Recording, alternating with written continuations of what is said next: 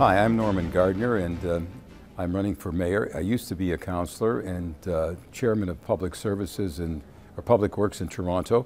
I was also the chairman of social services and the chairman of the Toronto Police Service Board. During that time, we implemented many things that I find are deteriorating today, and that has caused me to get upset about things and put my name in for mayor. And I think I have some solutions to some of the problems that we have, and I want to bring accountability to this council and leadership to it as well. I'm running because I see a lot of misspending going on. I think the transit issues are very, very important. I think that we are forgetting about the passengers. I think the Shepherd subway extension looks good on paper, but in terms of practice is not feasible.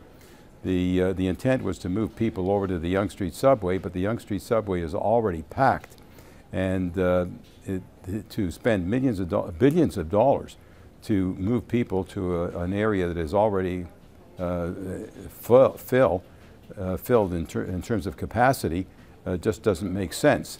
So we need to put money into a reserve fund, but I think we have to be part of a regional transit policy and work with the Metrolinx instead of trying to have turf control. The first thing I would do is ensure that we do have a reserve fund for transit, and work with, try to engage with Metrolinx to develop a regional transit plan. Another area that I think has really gone downhill is ambulance response. Ambulance response from 2005 to 2011 has gone up 36%. However, staffing has only gone up 1.2. And as a consequence, we've had about 50,000 hours of full shift overtime in that department, and ambulance response time taking longer. Well, that's pretty dangerous for people who have become heart and stroke victims, because seconds count, and they either are going to be much more permanently impaired and or die.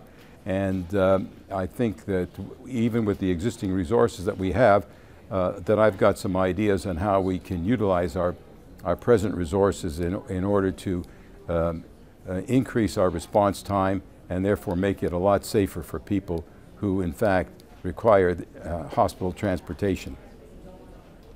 The other thing is in policing. The police department now is down about 500–600 people. We no longer have proactive patrols in many areas, and burglaries and car break-ins are going up, which makes things unsafe. So I want to have safer neighborhoods. I want to have, as I say, look after the quality of life for people who require it. And also there's so many other things to talk about that need some thinking, that requires out-of-the-box thinking, and we can go on from there. I don't think that the other candidates talk about the side effects of some of the things that they want to talk about. In transit, they'll say, okay, we need a relief line. I think we all know we need a relief line, but they're not talking about the passengers themselves, as I've indicated, and building lines just for the sake of building lines. I prefer subways to other forms of public transit. However, you have to take into consideration the time and the comfort of these passengers in trying to get to whatever destinations that they're looking for.